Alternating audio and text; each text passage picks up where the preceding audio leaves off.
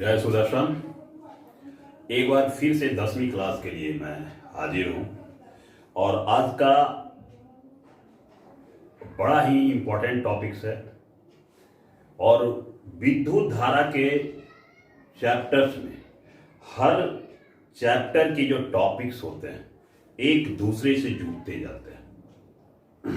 Charge जुटा विद्युत धारा से, विद्युत धारा आए वोल्टेज से, वोल्टेज से टर्म निकला रेसिस्टेंस, रेसिस्टेंस से टर्म हो गया रेसिस्टिविटी। इस प्रकार से वह टर्म जुटकर धीरे धीरे कॉन्सेप्ट समझ में आते जाता है और बात हमें समझ में आने लगती है। जिस समय जिस वक्त यह लगने लगे कि ओ सारा एक ही है, सारा एक ही रहता है, फिजिक्स, केमिस्ट्री, बायोलॉजी और सारे विज्ञान की जो बातें हैं जब एक लगने लगे तो समझो कि सफलता तुम्हें दिखाई दे रहा है। ये सफलता का क्रम है, तो स्टेप बाय स्टेप समझ रहे हैं। तो पिछले वीडियो के माध्यम से हम लोग ये सीखने का कोशिश किए थे कि विद्युत धारा का जो प्रवाह होता है, विद्युत धारा का जो बहाव होता है, वह रेसिस्टेंस उत्पन्न करता है और वह रेसिस्टेंस उत्पन्न करने के क्रम में उसका प्रभाव होता है, उसका इफेक्ट होता है। तो विद्युत धारा के कुछ प्रभाव, कुछ इफेक्ट, जिसको कि क्रम से विद्युत धारा का इलेक्ट्रिक करंट का हीटिंग इफेक्ट, इलेक्ट्रिक करंट का केमिकल इफेक्ट, इलेक्ट्रिक करंट का मैग्नेटिक इफेक्ट, हमें क्रम से धीरे धीरे पढ़ना है। तो यहां पर हम लोग विद्युत धारा का हीटिंग इफेक्ट पढ़ने जा रहे हैं, यानी उसमें प्रभाव क्या है। तो इस आई यूनिट के माध्यम से एनसीईआरटी में इसे संक्षेप में पावर को पहले समझना पड़ता है। The rate of doing work is power. तो विद्युत धारा में हमें पहले वर्क को समझना पड़ता है, क्योंकि पावर बराबर P इक्वल टू W/T है। अब W को हमको समझने के लिए क्या समझना पड़ जाता है कि when an electric current flows through a conductor, electrical energy is being used.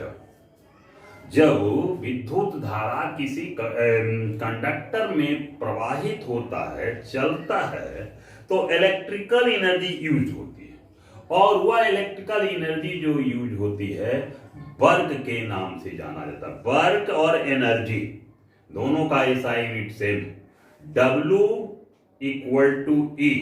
W stand for work, E stand for energy. Both are equal, energy और वर्क, ये समझना है। अब वर्क जो उत्पन्न होते हैं, तो किसी कंडक्टर में वर्क वह है जब विद्युत धारा T समय के लिए, आई विद्युत धारा T समय के लिए V वोल्टेज के अंदर जब काम करता होता हो तो वह वर्क कहलाता है। दैट मीन्स कि W equal to VIT। Work के यहां से हम लोग फॉर्मूला ले लिए। तो वर्क के फॉर्मूला से the rate of doing work is called power. Power की बात आ गई। पावर किसे कहते हैं? The rate of doing work is called power. अभी सीखे कि W का मान जो होता है VIT, T को कैंसिल करने के बाद में हमें VI मिलता है, यानी पावर का एक फॉर्मूला यहां ड्राइव हुआ, V गुने I, पोटेंशियल डिफरेंस गुने इलेक्ट्रिक करंट। अब ओम का नियम दोनों में हम एक करके पुट करते हैं। V इक्वल टू IR, गुना करने के बाद में एक नियम आ जाता है I²R। दूसरा फॉर्मूला ये बन गया पावर का, I²R। यदि हम I का मान लेते हैं तो V/R, तो V²/R। इस प्रकार से पावर का जो है 3 फॉर्मूला को हमें यूज करना होता है। जब कभी भी कोई तीसरी क्वांटिटी ज्ञात करना हो और दो क्वांटिटी दिया हो तो हमें सेलेक्ट करना पड़ता है कि कौन से फॉर्मूला हमको बनाना है, और ये बनाते बनाते आ जाता है। यानी पोटेंशियल डिफरेंस गुने electric current, this is also known as power, और electric current square multiply by resistance is also known as power, V square बटा R is also known as power. लेकिन अब यहां पर ये हो गया कि जब किसी विद्युत धारा को t समय के लिए प्रवाहित किया जाता है किसी कंडक्टर में, तो उसमें ऊष्मा उत्पन्न होती है। इस ऊष्मा उत्पन्न को क्या बोला जाता है? ऊष्मीय प्रभाव कहा जाता है, यानी heating effect of electric current कहा जाता है। इसके पहले चलिए हम लोग SI यूनिट सीखते हैं।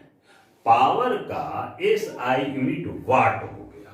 अब वाट का मान निकालते हैं, पावर को डिफाइन करते हैं कि चलो ये एक लिखा है, यानी 1 वाट, तो 1 वाट 1 ये जूल हो गया, और ये क्या हो गया?